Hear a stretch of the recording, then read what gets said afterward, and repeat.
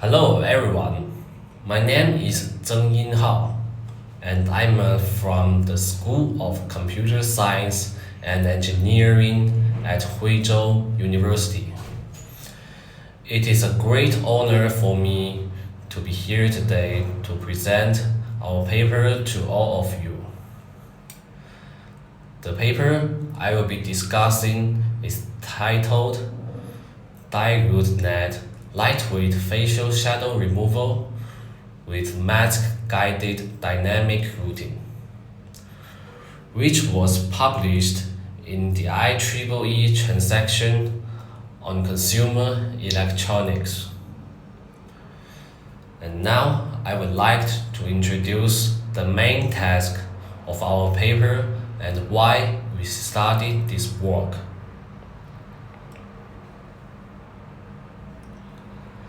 As we all know that removing shadows from faces is an important task.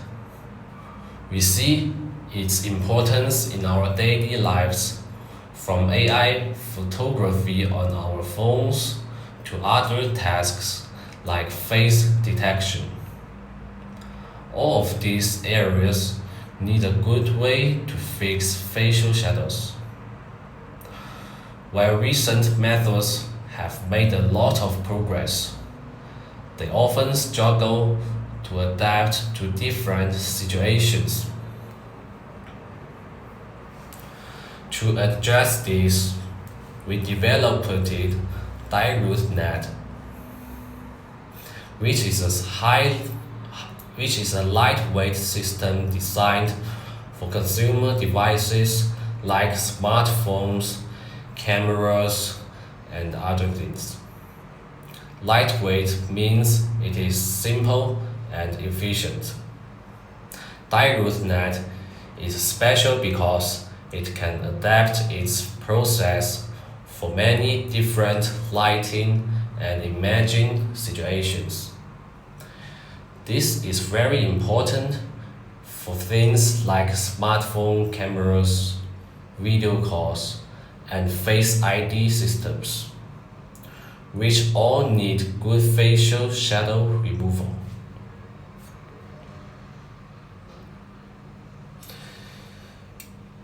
The overall structure of our model is a U-net, which is a common type of network. However, we made it simple and efficient by using our specially designed dynamic block and ScaleFuse MaskFlow. Our model is powerful enough to handle most shadow removal tasks effectively. The dynamic block is the core of our model.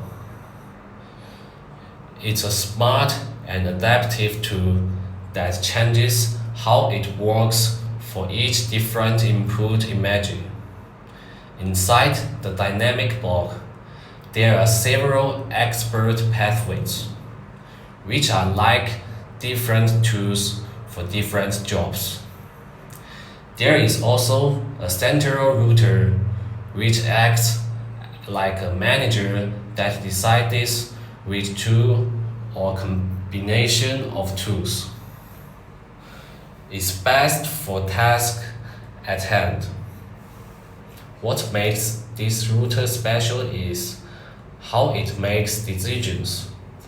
It doesn't just look at the picture itself. It is also guided by the information from a shadow mask, which tells it about the shadow size and how soft its edges are. By using this information to weigh the different expert pathways, the dynamic block can apply a custom strategy for every part of the image. This makes it much more powerful and flexible than a normal fixed method.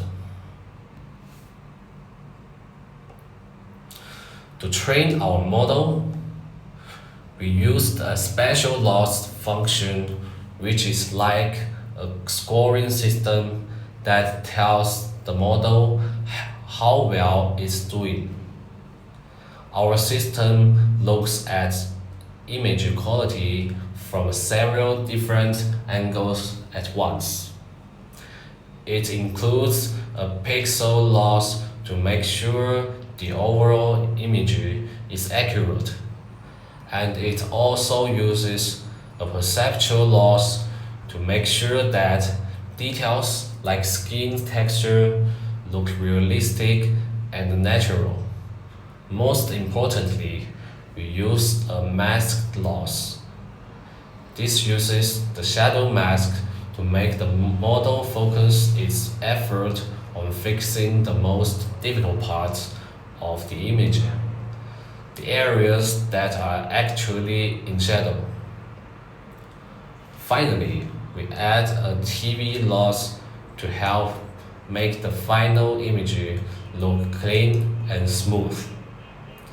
By combining all these parts, our training process guides the model to create results that are accurate, look real, and especially good in the most important areas.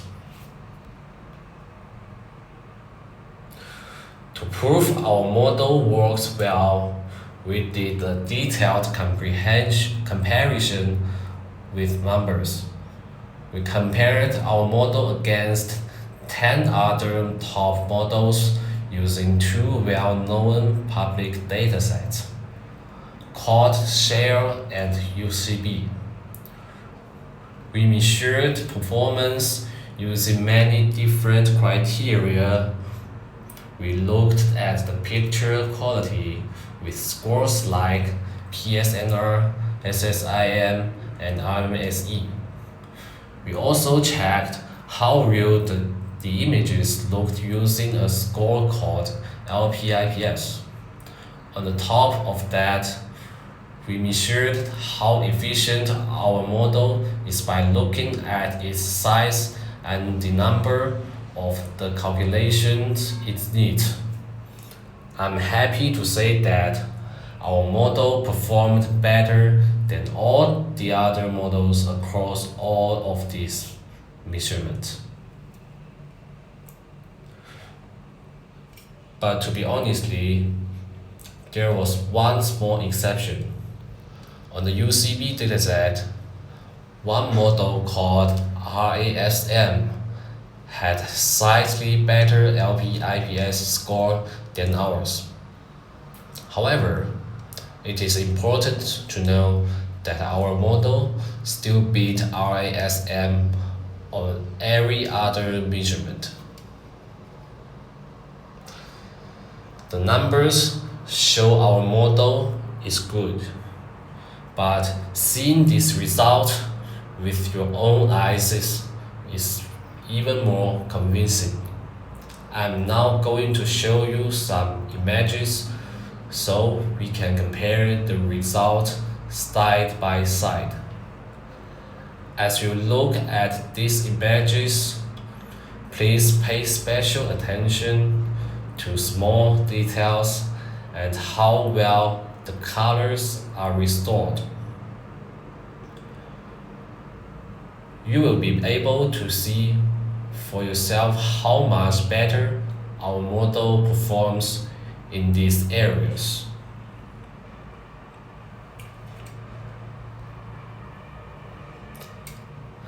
Finally, we wanted to understand why our model is so successful and which parts were the most important. To do this, we performed what is called an ablation study. In this study, we took our model apart piece by piece, removing 4 key parts, one at a time. The ScaleFuse MaskFlow, our main root mechanism, and the depth-wise separable convolution block, and the channel attention block. The results were very clear when we moved any one of these parts. The model's performance got much worse. This proves that every one of these models plays a critical and necessary role in making our model work so well. That's all.